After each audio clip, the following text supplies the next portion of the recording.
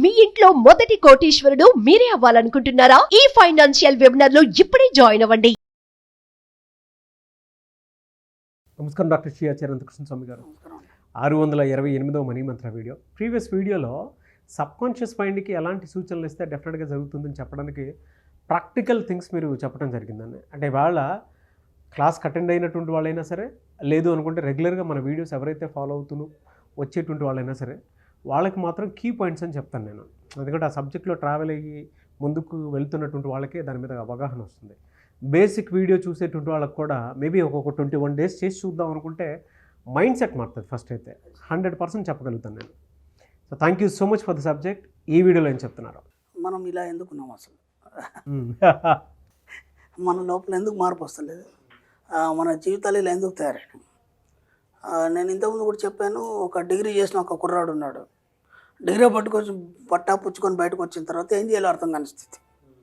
ఒక పిహెచ్డి కూడా చేశాడు. చేసిన తర్వాత ఎక్కడ సెటిల్ కావాలో తెలియని పరిస్థితి. అంత చదివిన వాళ్ళు కూడా ఈ రోజుల్లో పరిస్థితి ఏంటంటే చిన్న శాలరీస్. ఓకేనా?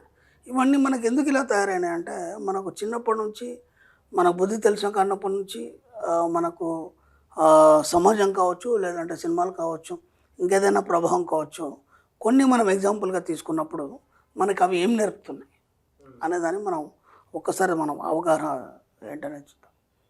అప్పుడు మనకి మేము చిన్నగా ఉన్నప్పుడు సినిమాలు ఎలా ఉండేది, సినిమాలో హీరో ఉండేది, అతని పేరు రాము.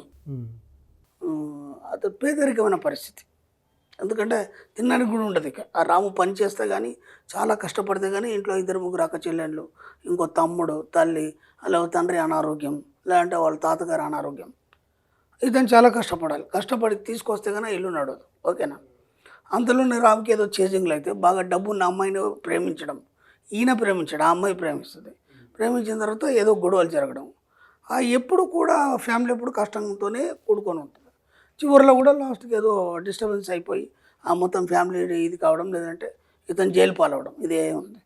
మనం ఇలాంటి స్టోరీలు బోలెడు చూస్తున్నాం మనం పాత సినిమాల్లో. ఆ తర్వాత కొంచెం ట్రెండ్ మారింది, కాకపోతే హీరోకి కష్టాలు తప్పలేదు. కొంచెం ట్రెండ్ మారింది, కాకపోతే హీరోలకు కష్టాలు తప్పలేదు. ఇప్పుడు కూడా మనకి మంచి మంచి సినిమాలు వస్తున్నాయి. ఆ కష్టాలు లేవు హీరోకి. బాగా డబ్బు ఉంది, కానీ కలతలు చెందడం, లేదా డిస్టర్బెన్స్ రావడం లైఫ్, లేదంటే వాళ్ళకే ఏదో చిన్నప్పుడు అంతా డబ్బంతా కోల్పోవడం, లేదంటే ఆ తండ్రి ఒక స్థాయిలో ఉండి వ్యాపారం కోల్పోవడం, దాంతోనే ఆ బర్డెన్ అంతా ఈ పిల్లాడి మీద పడడం. మనం అల్లు అర్జున్ సినిమాలు చూస్తుంటాం కొన్ని. ఇలా ఈ రోజుల్లో ఏమైపోయిందంటే ట్రెండ్ మారింది, కష్టాలు మాత్రం అవే. అవును, కష్టాలు మాత్రం అవే. సరే, ఇవన్నీ పక్కన పెట్టేస్తే మన పురాణాలు ఇవన్నీ తీసుకుంటే, కుచేలుడు ఉన్నాడు మనకి. కుచేలుడు అంటే చేలం. చేలం అంటే వస్త్రం, కుచేలం అంటే చిరిగిన వస్త్రం ధరించినవాడు. అతని పేరేంది? సుధాముడు. ఆయన అందరికీ తెలిసిన కాడ నుంచి, చిన్నప్పటి నుంచి ఆయనకు తెలిసిన కాడ నుంచి ఎప్పుడు చిరిగిన వస్త్రాలు ధరిస్తాడు కాబట్టి అసలు పేరు మర్చిపోయి కుచేలుడు అని పిలవడం మొదలైపోయింది. అంటే నువ్వు ఒక పరమాత్మ తత్వాన్ని నువ్వు ఆకలింపు చేసుకోవాలంటే అంత దరిద్రంగా ఉంటే కానీ దేవుడు నిన్ను కరుణించాడు. ఒకసారి ఆలోచించండి. సుధాముడు కుచేలుడుగా మారిపోయినాడు. అలా అంటే అంత ఇదిగా ఉండి దేవుణ్ణి ప్రార్థిస్తే తప్ప నీకు దేవుడు కరుణించాడు. అంటే దేవుణ్ణి కరుణించాలి, దేవుడు నీకు దర్శనం ఇవ్వాలి, లేదంటే అక్కడి నుంచి నువ్వు ఏదో ఒక ఎనర్జీ పొందాలంటే నువ్వు ఇంతగానో మొత్తం ఇంత దరిద్రాన్ని అనుభవించి, ఇన్ని కష్టాలు అనుభవించి అక్కడి దాకా చేరుకుంటే కానీ కాదా? ఒకసారి ఆలోచించండి. రామదాసుని తీసుకుందాం బాబు. ఆయన గుడి కట్టాడు, ఆయన తప్పేం చేయలేదు కదా.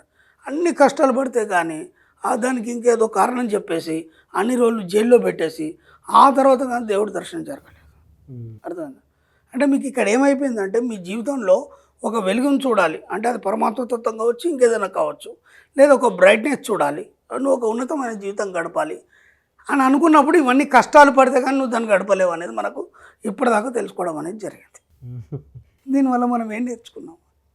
ఒకసారి ఆలోచించండి. మనం ఏం చెప్తున్నాం ఇక్కడ? అతి సులభంగా డబ్బును సంపాదించాలి, అతి సులభంగా మీకు కావాల్సిన వాటి అన్నింటినీ అచీవ్ చేయాలి, అతి సులభంగా మీరు ధనవంతులు కావాలి, అతి సులభంగా నువ్వు ఉన్నత స్థాయికి వెళ్ళాలి. ఇవన్నీ పక్కన పెడితే ఒక రచయిత ఉన్నాడు. ఆ రచయిత మీరు చూడండి, ఎంత బాధతో కూడినటువంటి, పెయిన్తో కూడినటువంటి సాంగ్ బయటకు వస్తే అదంతా హిట్ అయిపోవడం.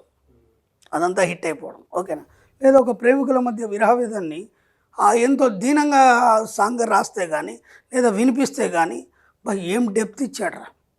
అక్కడ సాడ్ తప్ప వాళ్ళు మంచి హ్యాపీగా కలిసి ఉన్నారు, హాయిగా ఎంజాయ్ చేస్తున్నారు, ఎటో తిరగడానికి వెళ్ళారు, దాంట్లో ఏముండదు. అర్థమైందా? అవన్నీ కూడా ఎలా ఉంటాయంటే అంటే అంత కష్టపడితే అంత బాధపడితే తప్ప అది సక్సెస్ కాదా, అదైపోయింది. అలాగే మీరు ఇలా ఏవి తీసుకున్నారు, సమాజంలో ఏవి తీసుకున్నారు సార్? మరి ఇన్ని రాశారు పురాణాలు, ఇన్ని చెప్పాయి, ఇన్ని చేశాయి, లేకపోతే మన ఇప్పుడున్నటువంటి ట్రెండ్ ఇంత చెప్పింది. ఒక ధనవంతుడి గురించి ఒక చక్కని సాంగ్ రాశారా? ఒక్కసారి చెప్పండి. ఒక ధనవంతుడు, ఇప్పుడు శ్రీమంతుడు సినిమా ఉంది, అంతగానో డబ్బు ఉంటుంది, మళ్ళీ నేను ఎవరి కోసం ప్రయాణం చేస్తాడు సైకిల్ వేసుకొని, ఎవరినో ఉద్ధరించాడు. మంచిదే, నేను కాదంటాను. మన సబ్జెక్ట్లో మనం ఉన్నదాన్ని పంచుకొని తినాలి. ఆ హీరోకి అన్ని స్ట్రగుల్సా మంచి చేయడానికి వెళ్తుంటే? ఎందుకు అవన్నీ రావాలి అంటే నువ్వు మంచి చేద్దా. ఇక్కడ మరి మీనింగ్ ఏది? నువ్వు మంచి చేస్తే నీకు అన్ని కష్టాలు వస్తాయని ఇవన్నీ మనకు నేర్పినాయా? అసలు ఏం చెప్తున్నారు సమాజంలో? మనం ఎందుకు ఇలా ఉన్నాం అంటే ఇవన్నీ చూసి ఇవన్నీ ఆకలింపు చేసుకొని మన పరిస్థితిని మనమే ఓహో ఇలా ఉంటే కానీ సాధించలేమని నీ సప్త చేతనాత్మక మనసు డిసైడ్ అయిపోయింది. ఇక నువ్వు ఎలా బాగుపడతావు? ఇప్పుడు అర్థమైంది మనం ఎందుకు ఇలా ఉన్నాం. ఒక ధనవంతుడి మీద ఒక చక్కని పాట చూపించండి నాకు, ఆ మంచి లగ్జరియస్ సాంగ్ చూపించండి. ఎక్కడ లేదే. ఒక డబ్బు సంపద ఐశ్వర్యం గురించి ఒక చక్కని పాట చెప్పండి. లేదే. ఒక రాజులు వాళ్ళ గురించి కూడా తీసుకున్నప్పుడు కానీ ఒక పురాణంలో ఉన్నటువంటి గొప్ప గొప్ప రాజులు ఉన్నారు మనకి, వాళ్ళ వైభవం గురించి ఎక్కడొక్కడ కొంచెం అతను ఎంత గొప్ప చక్రవర్తి ఇలా పరిపాలించాడు తప్ప అతనికి ఎంత ఐశ్వర్యం ఉంది, ఎన్ని అశ్వాలు ఉన్నాయి, గజ సంపద ఎంత ఉంది, ఎంత ఏరియా ఉంది ఆయన పరిపాలించేది, ఇలా ఎక్కడ చెప్పబడలేదే మనకి. తర్వాత మళ్ళీ ఏం చెప్పారు? మళ్ళీ యుద్ధము, మళ్ళీ వాళ్ళని చంపడం, వీళ్ళని చంపడము, చివరికి వస్తే విజయం సాధించడం. ఇలా ఇలా ఇలా ఇలా ఇప్పటి నుంచి కాదు, మన పూర్వీకుల నుంచి మనం విని విని విని చూసి చూసి చూసి ఇప్పుడు కూడా ఇప్పుడు మీరు చూడండి, నేను చెప్తున్నది ఒక డిగ్రీ చదువుకొని వచ్చిన వ్యక్తి సిటీకి వచ్చి బతకడానికి ఎన్ని కష్టాలు పడతారు. మీరు ఒక ఇంటర్వ్యూ చూడండి, లేకపోతే ఈ మధ్య రీల్స్ బాగా వస్తున్నాయి, ఆ రీల్స్లలో కూడా చూడండి, నేను అక్కడ పడుకున్నాను, అమీర్పేటలో ఆ రోడ్డు మీద తిన్నాను, లేకపోతే తిరిగాను. ఇవి తప్ప నేను ఇలా సాధించాను, ఈ స్థాయికి వచ్చాను, ఇంత ఈజీ సులభమైనటువంటి ఆ దారిలో నేను ఇక్కడికి వచ్చాను అనేది లేదు. అందుకని మనం ఇలా ఉన్నాం. ఇప్పుడు ఏం చేయాలి? వీటన్నీ వినడం మానేయాలి. ఫస్ట్ మన సబ్జెక్ట్లో ఇవన్నీ వినడం చూడడం మానేయాలి. అందుకే నేను ఏం చేశానంటే మన సబ్జెక్ట్లో టీవీలు పేపర్లు తీసేసాను. మన సబ్జెక్ట్లో టీవీలు కానీ పేపర్లు కానీ న్యూస్ కానీ ఇవన్నీ తీసేసాం. ఎందుకు తీసేసామంటే నీకు ఎంటర్టైన్మెంట్ ప్రోగ్రామ్ చూడు, పేపర్ చూస్తాను కూడా బిజినెస్ పేపర్ చూడు, ఓకేనా? నీకు అక్కడ ఏం కనిపిస్తుంది అంటే ఒకటి నీ మనసు ఉల్లాసం చెంది మనసు ప్రశాంతత చెందినప్పుడు నువ్వు ఏదైనా సృష్టించుకోగలుగుతావు ఎంటర్టైన్మెంట్లో, ఓకేనా? లేదా చదువుకొచ్చేసరికంటే ఇప్పుడు మీరు బిజినెస్ మ్యాగ్నెట్లు బిజినెస్ పేపర్ చదివినప్పుడు కనీసం నీకు ఆ ఉన్నతత్వం అనేది దాంట్లో కనిపిస్తుంది. ఎందుకంటే దాంట్లో అన్ని కోట్ల మీద ఉంటుంది బిజినెస్ పేపర్లో. ఏ బిజినెస్ తీసుకున్నా షేర్లు కానీ ఇది కానీ అది కానీ అని చెప్పేసి ఇంత సాధించింది ఈ కంపెనీ CEO, ఇవే వింటుంటాం మనం పదే పదే. విన్నప్పుడు ఏమవుతుందంటే సబ్కాన్షియస్ మైండ్ వాటిని గ్రహిస్తుంది. గ్రహించడం వల్ల నువ్వు ఆ స్థాయికి చేరాలని ఆలోచనలు వస్తాయి. ఇక నీకు ఎక్కడ బ్యాడ్ అనేది ఏమి ఉండదు, ఎక్కడ సాడ్ అనేది ఉండదు, ఇక వెనక్కిపోయే అవకాశం ఉండదు. అవును. ఇప్పటికైనా సరే మనం ఇంత చెప్పే సుప్త చేతనానికి సూచించే సూచనలు, మీరు ఇచ్చే సూచనలు, ఇక నుంచి మీ యొక్క సబ్కాన్షియస్ మైండ్కి ఉన్నతత్వాన్ని ఆపాదించండి. అలా ఆపాదించినప్పుడు మాత్రమే మీ జీవితంలో మార్పు వస్తుంది, ఉన్నతంగా ఎదగడం అనేది జరుగుతుంది. ఇక ఇవన్నిటిని మీరు ఆలోచిస్తున్నారు అనుకోండి, మీరు ఇంకా 10 సంవత్సరాలు లేదా ఇంక 20 సంవత్సరాలు అయినా అలాగే ఉండడం అనేది జరుగుతుంది. కాబట్టి ఎలాంటి ఉపన్యాసాలు వినొద్దు, మన సబ్జెక్ట్లో ఎలాంటి ఉపన్యాసాలు వినొద్దు, ఏ వక్తల ప్రసంగాలు వినొద్దు. అర్థమైందా? మీకేం కావాలది దాని మీద దృష్టి పెట్టి దాన్ని సబ్జెక్టుగా రాసుకొని దాన్ని మాత్రమే పాటించినప్పుడు మీరు ఏదైతే ఉన్నతత్వం గురించి రాసుకుంటే అలా మీరు తయారవుతారు. మీ యొక్క సుప్త చేతనాత్మక మనసు ఏదైతే డబ్బు సంపద ఐశ్వర్యం పట్టిస్తారో ధనవంతుడిగా మారిపోతారు. అంతే తప్ప వీటన్నిటి పక్కన పెట్టేసాయి. డీటెయిల్ నాలెడ్జ్ అని వాస్తవం అంటే వాస్తవం. ఎందుకంటే ఎందుకు ఇలా ఉన్నాం మనం ఎందుకు ఇలా ఉన్నాం? అసలు ఏనాడు మారదా ఈ జీవితం? ఇప్పుడు నా సబ్జెక్ట్కి వస్తున్నారు చాలామంది, కాదంటలే, కొంతవరకు వస్తున్నారు మళ్ళీ బ్యాక్ వెళ్ళిపోతున్నారు. అవును, కొంతవరకు వస్తున్నారు బ్యాక్ వెళ్ళిపోతున్నారు. కొందరు సాధించిన వాళ్ళు నిశ్శబ్దంగా వాళ్ళ పని వాళ్ళు చేసుకుంటూ వెళ్ళిపోతున్నారు. ఎందుకు వెళ్ళిపోవడం జరుగుతుందంటే సమాజం పరిస్థితులు ఇవన్నీ కూడా నిన్ను మళ్ళీ వెనక్కి లాగుతున్నాయి. ఒక మీడియా ద్వారా కావచ్చు, లేదంటే ఒక న్యూస్ పేపర్ ద్వారా కావచ్చు, లేదంటే సమాజంలో జరిగే విషయాలు కావచ్చు, ఏమైనా సరే మనం నెగిటివ్ని ఆపాదించుకోవడం వల్ల అటువైపు వెళ్ళడం వల్ల నువ్వు మళ్ళీ ముందుకు వెళ్ళలేకపోతున్నావు. అది నేను చెప్తున్నాను. ఎనీవేస్ థ్యాంక్ యూ అండి. Thank you so much doctor Shri Anantakrishna Swami గారు. థ్యాంక్ యూ అండి. సో చాలామంది పర్సనల్గా క్లాసెస్కి రావాలని ఎదురు చూస్తూ ఉంటుంటారు సార్. వాళ్ళ కోసం క్లాసెస్ ఎక్కడ నిర్వహించబోతున్నారు? ఈ మధ్యకాలంలో ఏ క్లాసెస్ ఉండబోతూ ఉన్నాయి? మనకి ఇప్పుడు ఈ 2024 అమ్మ 16th జూన్ 16 జూన్ మనకి హైదరాబాద్లో ఉంటుంది. అలాగే 23 జూన్ మనకి విశాఖపట్నంలో ఉంటుందమ్మా. అలాగే 30 జూన్ వచ్చి తిరుపతిలో ఉంటుంది.